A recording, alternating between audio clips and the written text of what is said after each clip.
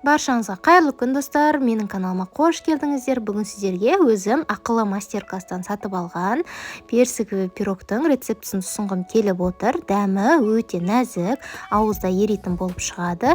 Міндетті түрде видеоны соңына дейін қарап, менің арнама тіркелмеген болсаңыз тіркеліп, жанындағы қоңырауша белгісін басып қойды ұмытпаңыздар. Ең алдымен ұнды осылай ситаның көмегімен өткізіп аламыз. Оның үстіне мұздатқышта тұрған осындай қатты сары майымызды майдалап пышақтың көмегімен турап саламыз, немесе үккіштің көмегімен өткізіп алсаңыздар да болады. Қолдың көмегімен 12-ін осылай үгітетін боламыз. Басқа бір бөлек ыдысымызға бір жұмыртқаға қантты салып, екеуін вилкамен жақсылап араластырамыз. Қант ерігенше, одан кейін жаңағы ұн мен сары майлы массаның үстінен қосамыз. Және де бір шай қасығы разрыхлитель қосып, барлығын қолмен жақсылап илей отыра, жұмсақ, қолға жабыспайтын қамыр илеп аламыз.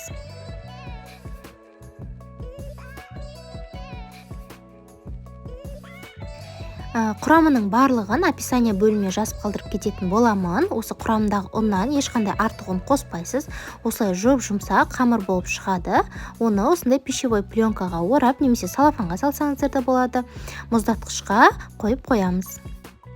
Ендік кезекте салмасын жасайтын боламыз. Ол үшін бізге осындай 20%-ды қаймақ қажет болады. Мен Президент фирмасының қаймағын пайдаландым, және де қойылатылған сүт қажет болады. Қойылатылған сүт, яғни сгущенка. Сгущенканың да өте сапалысын пайдалансаңыздар, пирогтың да дәмі ерекше әдемі болып шығады. Менде осындай Три желания фирмасының сгущенкасы. Қаймақтың үстінен соны қосамыз, және де кукуруз крахмалын қосамыз. Үшеуін жақсылап венчиктің немесе вилканың көмегімен араластырамыз. Арасында ешқандай іртіктері қалмайтындай біркелкі сұйық масса шығуы қажет.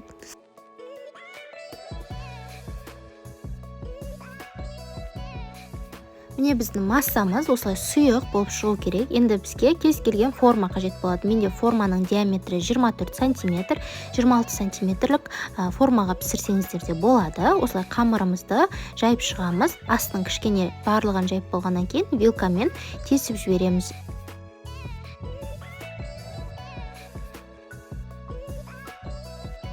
Бізге 2 штук персик қажет болады. Сыртының барлығын жуып тазалап, сыртындағы қабығын осылай ашып тастаймыз.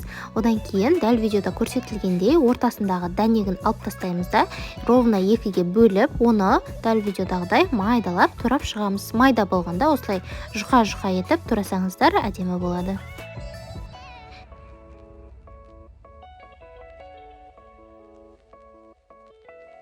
Формаға массамызды құйып аламыз, және де жаңағы туралған персиктерімізді үстінен ақырындап қойып шығамыз. Мен персиктің екеуін де пайдаланған жоқпын, тек біреуін пайдаландым. Немесе арасын жақын етіп қойып, 2 персикті де бетіне қойып жүрсеңіздер болады. Енді қызып тұрған духовкаға 180 градуста шамамен 50 минуттай пісіріп аламыз. Міне біздің пирогымыз осылай түрі өте әдемі, нежный болып шығады. Кесерден алдын пирогты міндетті түрде бөлме температурасында 2 сағат суытамыз. Одан кейін мұздатқышқа тағы да 1-2 сағатқа салып қоюларыңыз керек. Себебі пирогымыздың кішкене қатуы қажет. Әйтпесе осындай арасының барлығы жұмсақ болып, кескен кезде де ажырап кетуі мүмкін. Өте нәзік болып шығады. Сіздерге дәл осы пирогты жасап көрулеріңізге кеңес беремін.